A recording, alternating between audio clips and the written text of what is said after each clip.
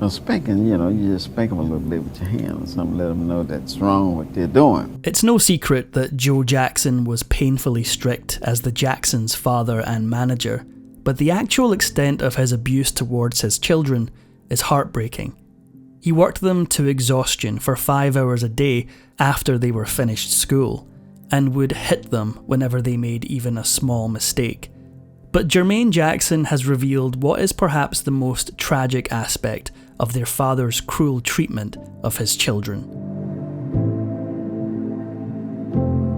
As a young man, Joe Jackson aspired to become a professional boxer until he met Catherine Screws. The couple wed in 1949, moved to Gary, Indiana, and started their family. After a few years of working as a crane operator, Joe started playing in a blues band and exploring the music industry. He didn't gain much traction until he realised his sons had musical talent. In the early 60s, his older sons started playing gigs around town, eventually bringing in the other siblings as well. Though he was just 5 years old when he started working, Michael proved to be the most dynamic performer and quickly took over as the lead singer. Soon enough, the group became known as the Jackson 5. Joe was a strict disciplinarian whose methods bordered on the extreme. In an interview with Oprah, he admitted to using a belt strap to beat his children. Michael alleged that Joe would often beat and berate him during the band's rehearsals. Joe allegedly forced the boys to practice to the point of physical exhaustion for 5 grueling hours every single day after school. He also controlled every aspect of their lives, not allowing them to have friends, or, according to some reports, even to play outside. Motown Records signed the group in 1969, and in their first year with the label, the Jackson 5 released 5 #1 hits and set a world record for selling 10 million records in 10 months. However, it turned out that their record label was being more than a little shady. The group took home less than 3% of their royalties. The family moved to another label and negotiated their way into a much bigger payday, but they had to leave 2 important things behind. First, Motown owned the name The Jackson 5, forcing the band to reinvent themselves as The Jacksons. Second, the family left behind Jermaine. He had married the Motown boss's daughter, and it looked like he chose his in-laws over his flesh and blood family. In the mid-1970s, both Jermaine and Michael started pursuing solo careers. Guess who did better? Michael's career had him on top of the world. His debut album was a huge success, and he was on the cusp of becoming a superstar. He was one of the most in-demand entertainers in the world, and the production for the Thriller video was an ambitious affair, with its fair share of drama behind the scenes. Director John Landis relayed an incident where Joe Jackson came to visit his son on set, only for Michael to ask for him to leave. Joe refused, and eventually things got so heated that law enforcement had to physically remove him from the premises. While Michael was making iconic music videos, his little sister Janet was hard at work acting in TV shows like Fame and Different Strokes. On screen, she seemed bubbly and happy, but being a Jackson, her childhood was just as miserable as her siblings. In 1984, Janet Jackson secretly got married to a singer named James Curtis DeBarge at just 16 years old. She quickly realised that her new husband had a serious drug problem. Just 1 year after impulsively saying "I do," Janet got her marriage annulled, and she wasn't the only one in a dicey marriage. Her brother, Jackie Jackson, was also in the middle of a scandalous relationship. His wife Enid filed for divorce, citing Jackie's constant cheating and physical abuse. She even had to file a restraining order against him. In January of 1984, while his siblings were busy with their tumultuous personal lives, Michael was recording a commercial for Pepsi when something terrible happened. His hair caught on fire, and he suffered painful second and third degree burns along his scalp. He was rushed to the hospital, but sadly, the cure turned out to be the disease. While undergoing treatment for his burns, Jackson's doctors set him up on a steady drip of painkillers, and apparently Michael found it hard to give them up. Music historians now pinpoint this moment as the catalyst for Michael's lifelong dependency on pain meds. Despite being a superstar solo artist at the time, Michael randomly decided to join the Victory Tour with his brothers in 1984. Unfortunately, the whole thing was an unmitigated disaster and turned out to be the breaking point in the already strained relationship between Michael and his family. He started distancing himself from his father and brothers, and on the tour, things got icy. Soon enough, the brothers were so angry with each other that they couldn't even have a conversation, instead communicating with each other through lawyers. Finally, on the last date of the disastrous tour, Michael made an announcement. He said that it would be the last time he performed with his brothers. When she was 18, Janet also forged her own path. She cut ties with Joe Jackson and his management team and released her own, very symbolically titled third album, Control. It was a breakthrough hit for young Janet, immediately cementing her as the family's new breakout star. But while Janet was rising to the top, her brother Randy was on his way to rock bottom. At this time, he was in a volatile relationship with his girlfriend Bernadette Swan. Eventually, she fled from Randy's physical abuse and took shelter at Tina Turner's home. Because Randy couldn't accept that his partner needed some space, he followed her and broke into Tina Turner's house. In the end, Turner lashed out, firing shots at Randy. No charges were laid because both Turner and Jackson wanted to avoid negative press. In 1991, his then-wife Eliza accused him of violence against herself and their daughter, 14-month-old Stevana. Randy pleaded guilty but received no time behind bars for it. The judge ordered him to undergo 30 days at a treatment facility where he would undergo counselling for domestic mistreatment. But because he's a celebrity, he simply refused to attend his court-mandated counselling sessions and continued to beat his wife. She divorced him in 1992. Around the time Randy was first outing himself as a piece of work, his sister Toya raised the stakes in the horrible relationship department. Like all her siblings, Toya was also mistreated by her father, Joe, but she had to deal with another harmful man, her ex-husband, Jack Gordon. Joe Jackson hired Gordon to look after Toya's career in the 80s, and she married him in 1989. They stayed together for 7 years, but according to her, that time was nothing short of a waking nightmare. She claims that Gordon forced her to marry him, saying he had to in order to protect her from being kidnapped by her family. What? Surprise, surprise, 6 months in, Toya wanted out. She alleges that when she asked Gordon for an annulment, he went berserk and beat her. When reporters saw the bruises, Gordon said that an intruder had attacked his wife. According to Toya, Gordon controlled her money, had her followed, demanded to be in charge of her passport, and, in classic abuser fashion, forced her to never contact her own family. While she was entangled in a vicious relationship, her brother Michael was undergoing a public transformation. Michael's face completely changed over the years, with his increasingly pale skin and shrinking nose. He addressed the rumours in an interview with Oprah, saying he had vitiligo, a condition which causes the skin to lose its colour in blotches. He chose to bleach his skin in order to even out the colour, but then was criticised for abandoning his black roots. He also had discoid lupus, which destroyed the cartilage in his nose. Sure.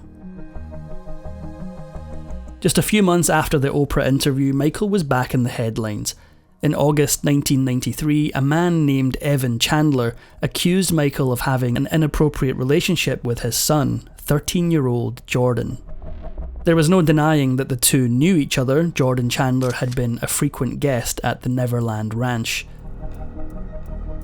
Evan confronted his ex-wife June, who had custody of Jordan, with his suspicions. The family hired a lawyer and started meeting with Jackson's people.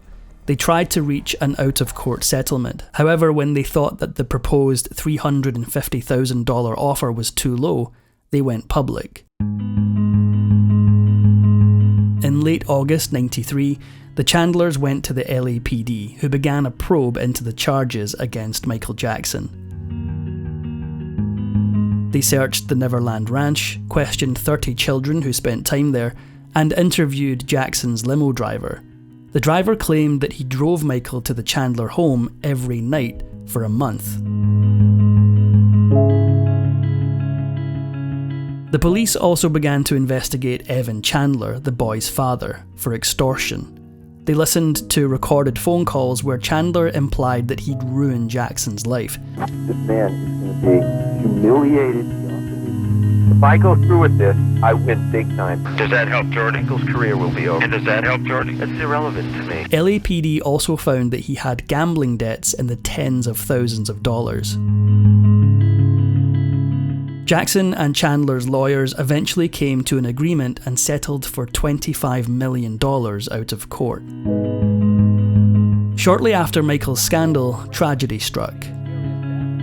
In 1994, one of the Jackson brothers, Tito, learned that his ex-wife's lifeless body had been found in a pool. Tito and his ex, Didi, were high school sweethearts who'd had 3 children together. It looked like her death was a tragic accident, but then chilling details emerged.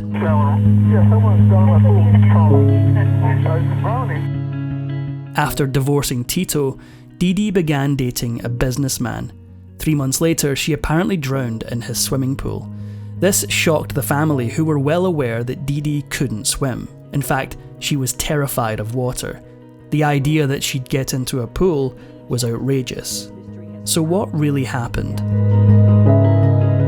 Didi and Tito's sons brought the case before the Superior Court and claimed that her new boyfriend fatally beat her for not agreeing to pay off his enormous debts. Then he threw her body in the pool to make it look like the whole thing had been a tragic accident. The courts found him guilty, and he's currently behind bars, although he maintains his innocence. Around this time, another Jackson was also busy filing for divorce, Toya. After almost 8 miserable years with her husband, Jack Gordon, she was finally ready to leave. While she underwent divorce proceedings, Michael decided to start a family. In an unusual arrangement, he married a woman named Debbie Rowe, basically a surrogate mother to his children, Paris and Michael Joseph. According to Rowe, she and Michael never lived together, and most reports suggest that she received financial compensation as part of the arrangement. However, the whole situation garnered intense scrutiny, especially when the children grew up and didn't exactly look like their dad's side of the family. Although all of the Jacksons tasted musical success, debts started to pile up over the years. The family began relying heavily on Michael and Janet, who brought in the most money as their careers continued to shine. However, Michael and Janet eventually cut off their siblings and parents in 2003. Michael went so far as to leave his father and siblings out of his will, so that when he died, his money went into a trust for his 3 children and his mother Catherine, who'd become the kids' guardian. The rest of the money went to charity. Joe felt entitled to a payday, so he classily filed a petition for $15,000 a month for living expenses. And then, in 2002, Michael Jackson was back in the headlines for another bizarre incident. dangling his baby son blanket over a balcony railing in front of a crowd of photographers. The incident made news all over the world and sadly seemed to confirm what people suspected for a long time. Something was very wrong with Michael. In 2009, the world was shocked to hear the news of Michael's death. He was reportedly rehearsing and pushing himself past his limits for his upcoming tour when he collapsed. At the time, no one knew exactly what happened, but as the days turned into weeks, answers began to emerge. It turned out that Michael's doctor, Conrad Murray, prescribed Michael a fatal combination of medications shortly before he died. The courts found him guilty of involuntary manslaughter in 2011, but the Jackson family maintained that the doctor knew exactly what he was doing. Paris, in particular, believes the doctor murdered her father. The family, meanwhile, sued Michael's concert promoter for overworking him and facilitating his overdose. In the years after Michael's passing, many people claimed to be his secret children. However, Brandon Howard's claim just might be legitimate. He not only looks like Michael, but his mannerisms are spookily similar, and his mum knew Michael in the 80s.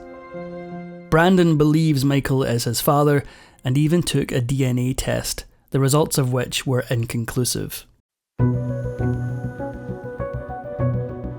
After learning that he had terminal pancreatic cancer, Joe died on June 27, 2018, just 1 month shy of his 90th birthday. Despite his controversial legacy, his family was at his bedside with him in his last days. Shortly after her grandfather passed, Paris Jackson stunned and saddened the world when she attempted to take her own life at the age of 15, and it turned out it wasn't the first time. She cited cyberbullying as the main cause, as well as the aftermath of an assault that occurred when she was 14. But hey, not all the stories in the Jackson family are defined by doom and gloom. Marlon left the music industry after releasing a solo album. He ran an entertainment company, worked as an actor, and even got a normal job as a real estate agent. The oldest Jackson daughter, Rebby, also went outside the family business and devoted her life to her family, rather than a career in music. But in the Jackson family, they're the exceptions, not the rule, and nothing proved that quite as much as the insane feud between Jermaine and Randy Jackson. Jermaine inherited his dad's love of women, evident from his own various affairs.